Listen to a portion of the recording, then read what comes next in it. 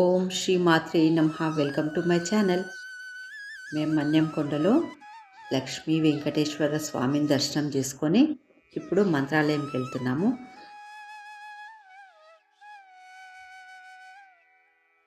మన్యంకొండ నుంచి మంత్రాలయం 135 కిలోమీటర్స్ ఉంది.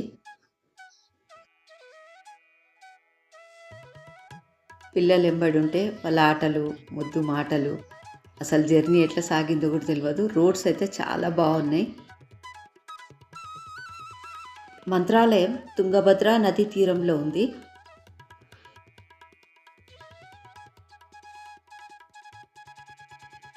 ఆలయం దగ్గరలోనే ఆంజనేయ స్వామిది పెద్ద విగ్రహం ఉంది ఇక్కడ.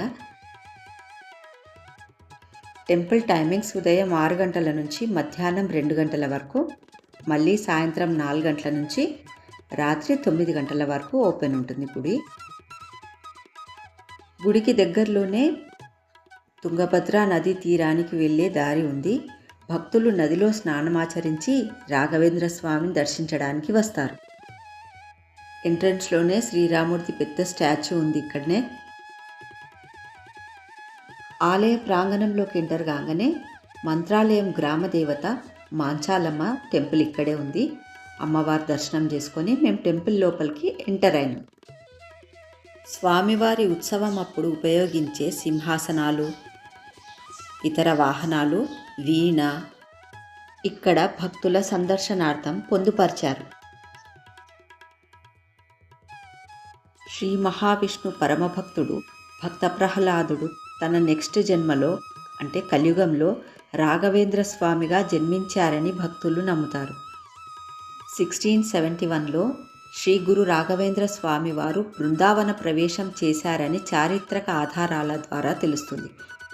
స్వామివారి సమాధి సాక్షాత్తు విష్ణు స్వరూపమైన 700 శాలిగ్రామాలతో కప్పబడి ఉందని అంటారు. స్వామివారు సమాధి చెందిన ప్రదేశానినే బృందావనమని అంటాం. ఇక్కడ భక్తులు బృందావనం చుట్టూ ప్రదక్షిణ చేస్తారు. ఇంకొందరు అడుగులో అడుగు వేసి దండం పెడతారు వారి వారి మొక్కుల ప్రకారం. ఇక్కడ డ్రెస్ కోడ్ ఉందండి. మగవాళ్ళు పంచా ఖండువా తప్పనిసరిగా ఉండాలి. ఆడవాళ్ళు శారీస్ లేదా పంజాబీ డ్రెస్సెస్ వేసుకోవచ్చు. ఫ్యాన్సీ డ్రెస్సెస్ అలౌ లేవండి ఇక్కడ.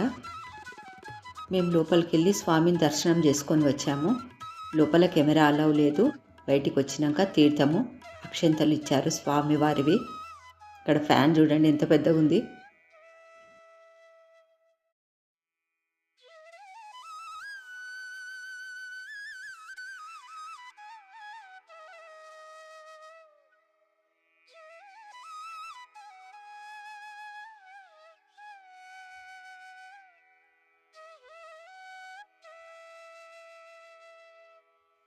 ఇక్కడ ఎదురుగా స్క్రీన్లో స్వామివారికి జరిగే పూజలు, లోపల చేసే పూజలు కనిపిస్తున్నాయి చూడండి. ఇదే బృందావనం. దర్శనం చేసుకోండి. లోపల కెమెరా అలౌ లేదు కదా, ఇక్కడ చూసుకోవచ్చు మనం.